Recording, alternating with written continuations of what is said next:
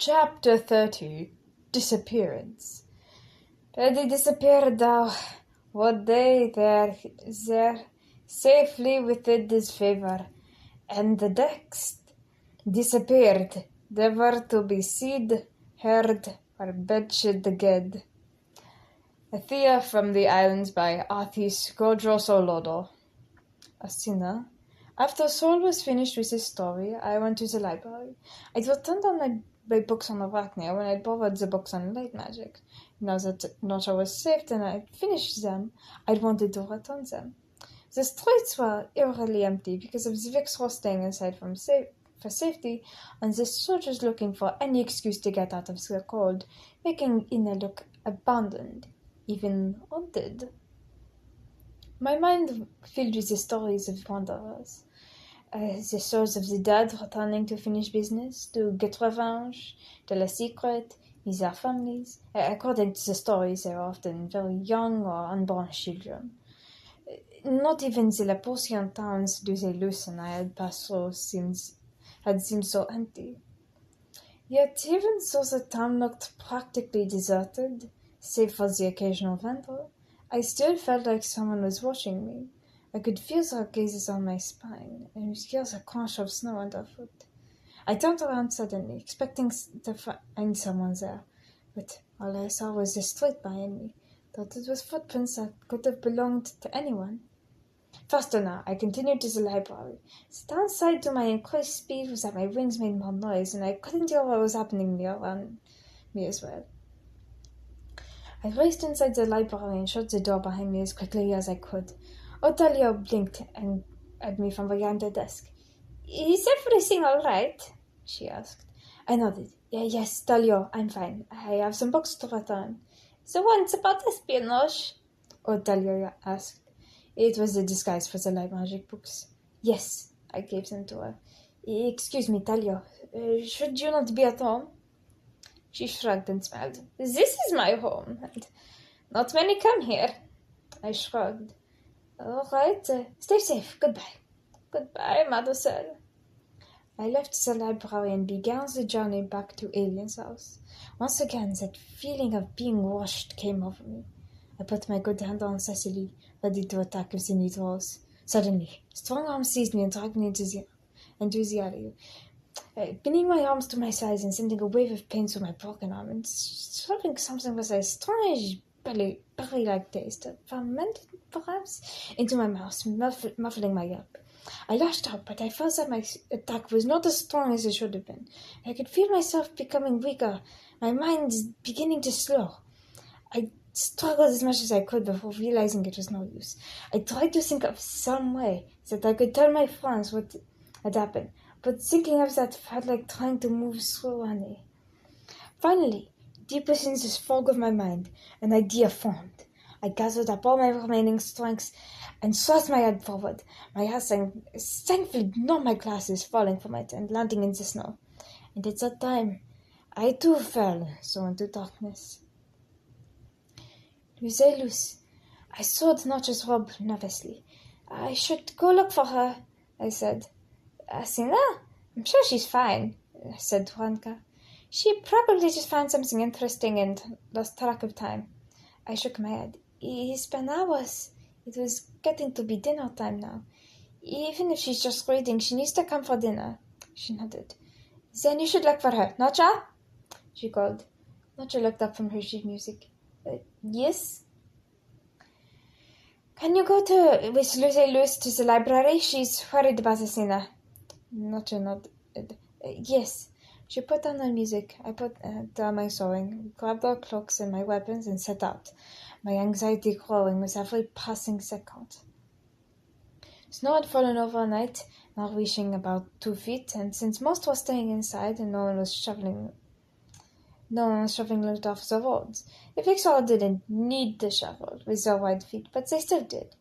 I could just fly over it, but Nosha had no wings, and I had to struggle up along the pass, shivering and buried up to her breasts in the snow. "Oh, I shouldn't have let her go alone," I said, my arms making knitting motions. "I'm sure she is fine. Like Juanca said, she likely just lost track of time. This is Athena, after all." Nocha said, but she also sounded nervous. Or maybe that was just a cold. We reached the library, which had a small amount of snow nearby, meaning the door had been opened recently. I only knew of a few people in Enaku who could read, and only knew one of them who had been to the library, but I also didn't know many people in town. The librarian looked up from her desk and smiled. When we reached it, she said, "Hello, Banosiamia," and my greeting started cheerfully, but she trailed off as she saw my veil. I fidgeted. "Mademoiselle," she smiled. "Yes, Mademoiselle, I'm sorry." "It's all right. So do you need help finding anything?" Noja shook her head. "No, first. One of our friends came here earlier, but she's not returned and you're worried. Have you seen her?" The librarian frowned. "Who is your friend, Mademoiselle Athena?" I nodded. "Yes, my sister. Is she still here?" She shook her head. "She came here to return the books on espionage, and then she left." I frowned. Espionage? I cut myself off as I realized those must have been the books on light magic. I wasn't sure how I thought they'd survived.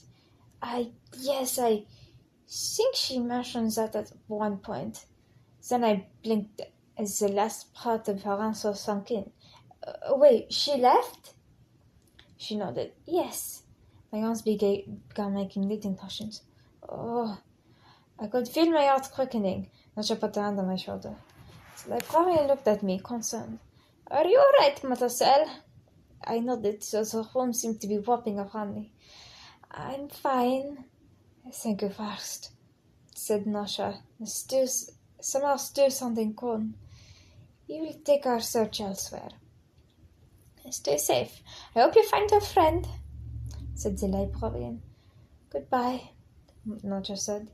I mumbled the farewell, my voice a squeaking whisper. We left the library and began to trek back home, this time looking out the sides of the road for any signs of her. A shoe or a hat, perhaps even a scrap of fabric. My anxiety mixed with dread as we continued, and the abandoned streets didn't help. Then, around halfway through the journeys, we saw them. A black beret and brown Luselle-Louce uncle, lying half buried in the snow. I cried out and picked them up, my heart racing. Nocha noticed too and began to struggle over to them. "Are they hers?" she asked. "Hers would have very sized Sylish hats," I said. Nocha nodded. "Yes, and most do not wear them together," she said. "Perhaps she simply got lost?" I shook my head. "She's traveled this route a lot. She wouldn't lose her way," she said. "You're right. We should take this back and then decide what to do." We carried the hats back to Eileen's house and into the basement. "Did you find anything?" Monica asked. "She left the library and we found our hats by the road," said Nocha. Monica blinked, looking worried now. "Oh, dear. Then I guess you were right, Luselle-Louce." I was shaking at that point, my arms working the invisible knitting needles furiously. I flew to my sewing and began it again, trying not to cry. "Oh, Spear as well, is she all right?" I thought. "There are two possibilities for this," said Sol. His voice was calm, but with an edge of worry.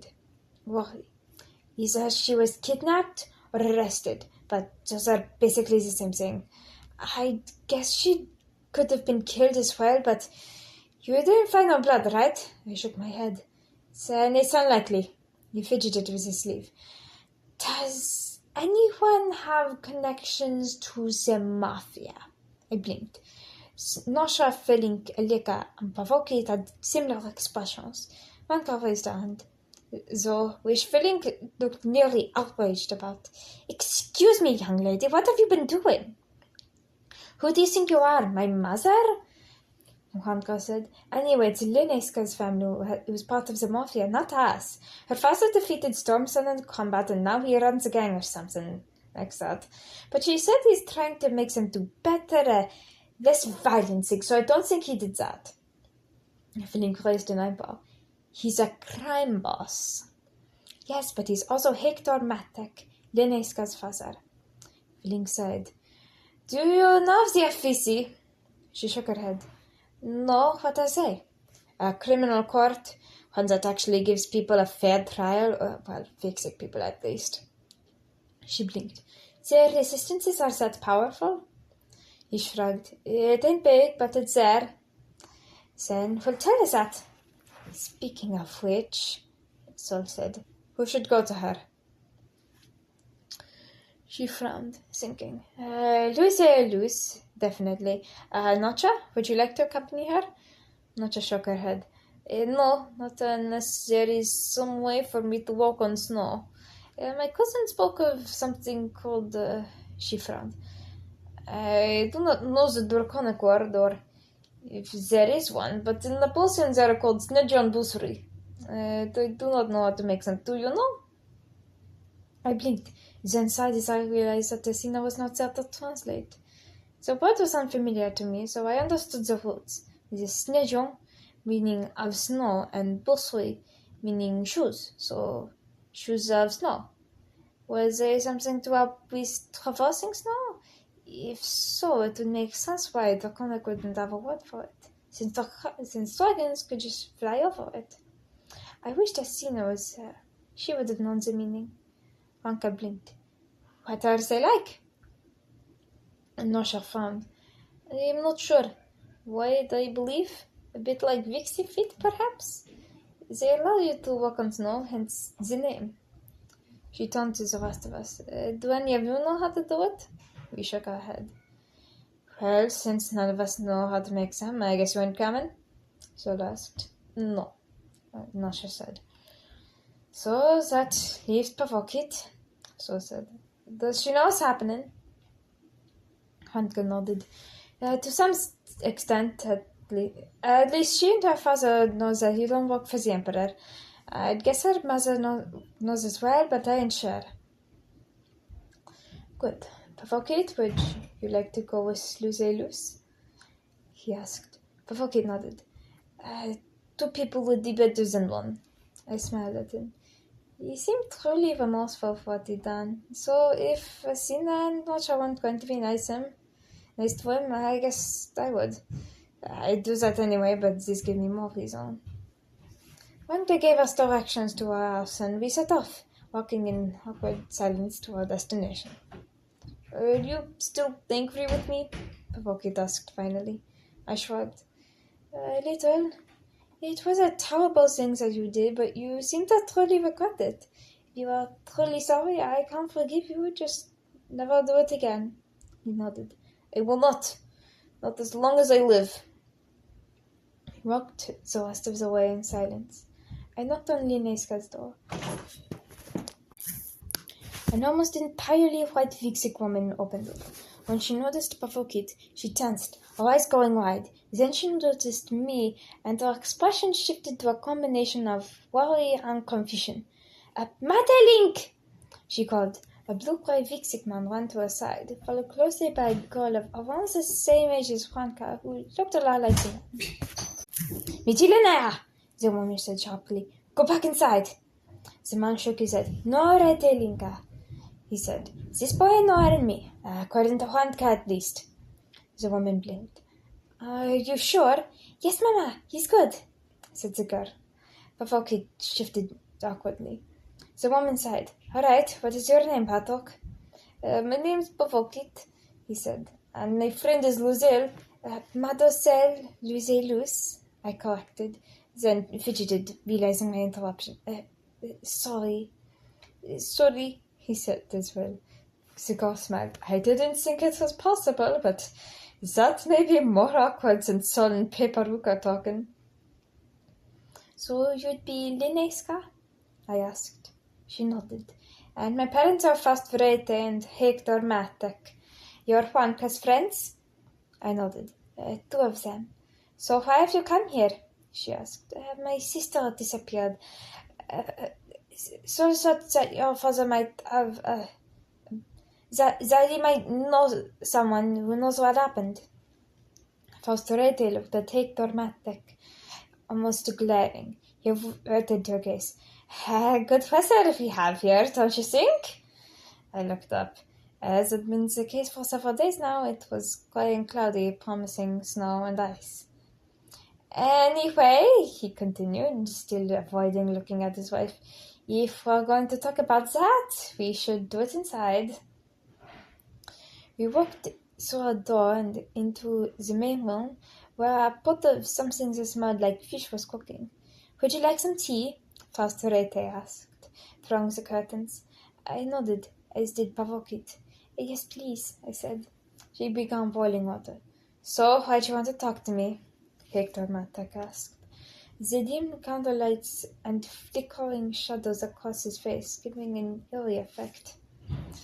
As I said, my sister disappeared, I said, fidgeting with my sleeve. We think that she was kidnapped, maybe by some sort of mafia group. I see. His face betrayed nothing. I don't think it is mine. I'm sorry. I'm trying to convince them to do fewer terrible things, but not everyone is happy with me. Maybe one of them went rogue, or maybe it had nothing to do with them and someone else did it. Or how are you sure she was kidnapped? And she disappeared and we found her by the side of the street. I can't think of why else she would leave them, and I think the rest would have much more fanfare. He nodded. What the Emperor does, basically, is hold the allies of deserter and runaways and other criminals for ransom, hoping that the one he wants will be willing to trade their life as their friends. You might know that. I nodded. We've seen that. Pavokit looked down, no doubt remembering his nauseous capture. I fidgeted, realizing that nauseous screams echoing through my head. I don't know who did it then. It could be a common criminal or a gang looking for a ransom, a mercenary looking for a payment, a gang up to more nefarious things. I found. I remember the few stories about the solid and draconic mafia kidnapping people and selling them to the government, claiming that they were criminals.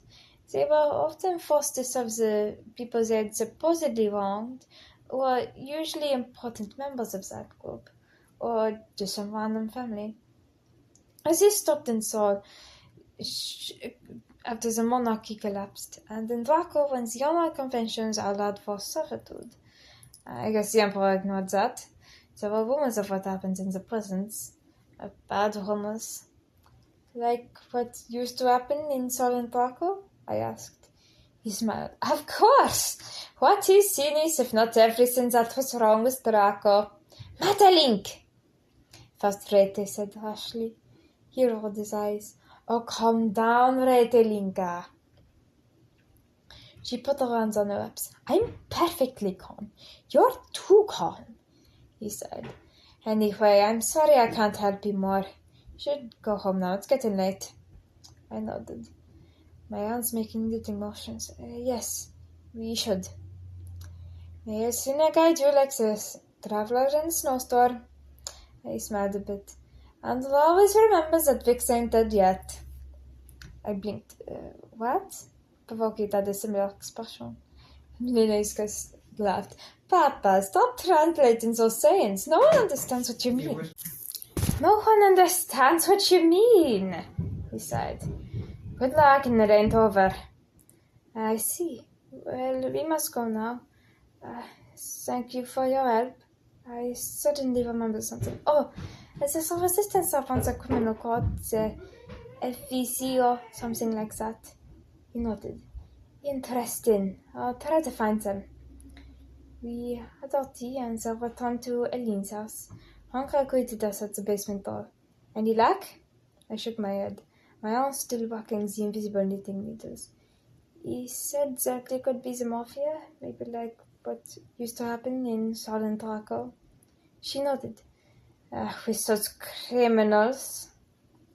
Every amount of spite and sarcasm was loaded into criminals. Pavokit flinched.